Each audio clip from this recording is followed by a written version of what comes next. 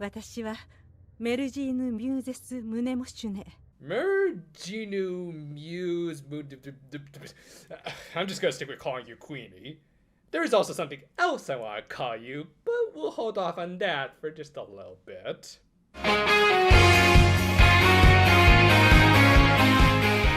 Continuing where we left off from last week, after they had been swept away by a sudden surge of water in the mermaid castle, our heroines were just kind of forced a little bit outside of it to the surrounding city, which, yeah, how does that work? Was the castle not completely filled with water and there was like some kind of air pocket or something?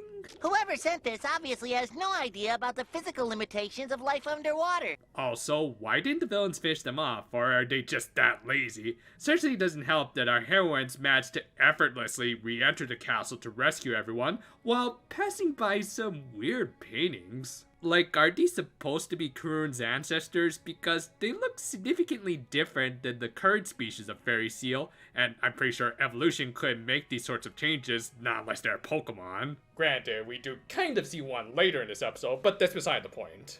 Eventually, they did find something mind-blowing in the form of a room full of shells that contained the memories of mermaids interacting with the people of that village from Manatsu's vision. So, in the last episode, I kind of missed a massive detail because, big surprise, I'm an idiot obsessed with his gags.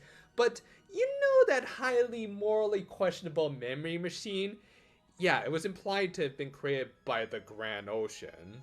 And while the villains only really used it as a projector, it seemed like a certain someone was outright taking memories from her people, making them forget they had even interacted with the surface world. Now, to be fair, there did seem to be a reason behind all of this, as the biggest memory shell of them all involved that same dream of the legendary Cure confronting the witch, which likely led to all of this. Regardless, yeah, it is more than a little morally ambiguous to just take memories. Needless to say, I don't think anyone should take any sort of influence from Rick Sanchez. On a side note, Toy, you're welcome. Laura ended up touching one more before they left, and in a nice subtle bit of animation, looked a little perturbed by it. Eventually, they did find the memory room, and Queenie, who went on to explain the witch's goals. As it turned out, if the fool's coffin were to be filled, the villains could achieve immortality, and for the witch, that meant...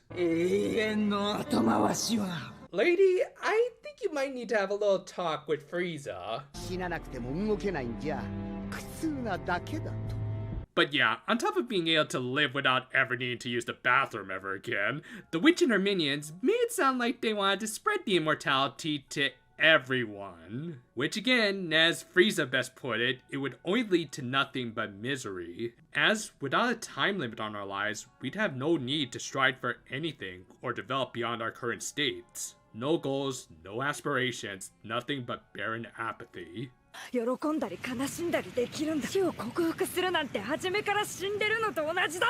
while Elda, of course, wanted to fulfill her Peter Pan dreams, even she could tell that something was a little off, especially in regards to a certain mohawk. And as though this episode wasn't already satisfied with all of these bombshells, it had one more when Laura rightfully called Queenie out on her BS, as one of the mind-blower shells she touched was her own. Yep, in order to maintain the boundaries between the surface world and the Grand Ocean, Queenie purged the memories of all of her subjects, including Laura, while she was still a guppy. And while we don't know her exact motivations just yet, that doesn't excuse the fact that this is outright villainous and tyrannical behavior, as it involves essentially brainwashing her subjects in order to maintain a dystopia. Okay, are we sure this was written by Masahiro Yokotani? Because it still feels like a Yoshino script. To make matters worse, the reason Queenie took Laura's memories was because she made contact with young Manatsu. But fortunately, she didn't need to take the young human's memories because she never realized Laura was a mermaid, though she probably would've. As a result, this really cute and well-animated flashback that legit made me forget that this week's director was Mitsuru Aoyama was tainted when a mind-wiped Laura never returned. For Manatsu, it became a source of trauma as she regretted never even learning Laura's name. Thus, she ended up developing a habit of always trying to first learn the name of all of her new friends, giving that once quirky little trait of hers a little tragic tinge to it. all because a certain giant fish lady was running a Ministry of Truth and would only continue to do so even after the witch was defeated, as she was planning to erase Laura's memories again, this time of all the time she spent with the Precure. Good God, lady, you need to start wearing a lot more black with all that white, because in many ways, you are no better than the witch. Except they're honest about it. It's just disgusting. It's immoral. And holy hell, I love every bit of it. An endgame scenario like this really puts our heroines in a gripping conundrum, as not only do they have to deal with the witch, but also the very society they're fighting for. As well, again, this does seem to be for some sort of greater good. This is also beyond corrupt, and the Grand Ocean needs to be reformed, not just for Laura's sake, but all of its residents. And unlike previous seasons, it does seem like they're already rebelling against this magical kingdom they're fighting for, setting up an awesome new precedent for this franchise, as really, when it comes to any sort of war, nobody is completely innocent. Thus, it was actually kind of a shame when they had to put all of this on hold to deal with that one unresolved plot point that at this point seems like small potatoes, really. Still, whatever, kind of awesome fight that lasted all about a minute before...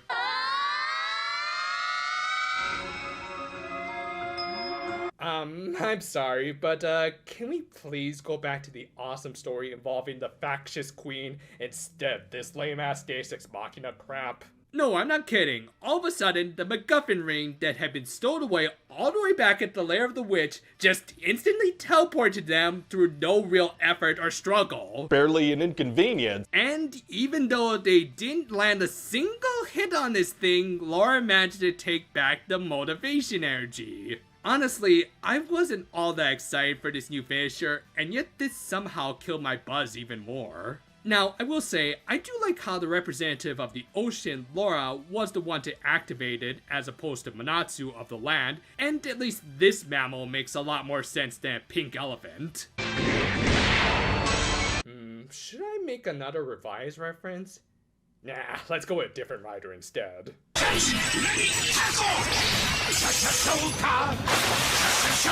But yeah, as far as finishers go, it's fine, though a little disappointing as likely the final group finisher of this season. Afterwards, Manatsu encouraged her team that they needed to continue the fight in spite of the very questionable morality of everyone involved. Understandably, Laura couldn't be quite as optimistic as her friend, but in a nice callback, the episode ended with Manatsu using the same beach morning glories that led to them meeting in the first place to cheer her up. Oh, and she also ended up making it look like a wedding wreath, but I'm sure that doesn't need any further digging into. This is kind of an amazing episode, in that it has one of the highest of highs for this series with the Queen's reveal, and also one of the lowest of lows with that poor excuse of a fight. And while at this point, a subpar fight in this series doesn't completely ruin an episode for me, it does highly detract from something I honestly can't wait until we get some more follow-up for. Thus, even though a significant chunk of this isn't all that good, it has planted a massive seed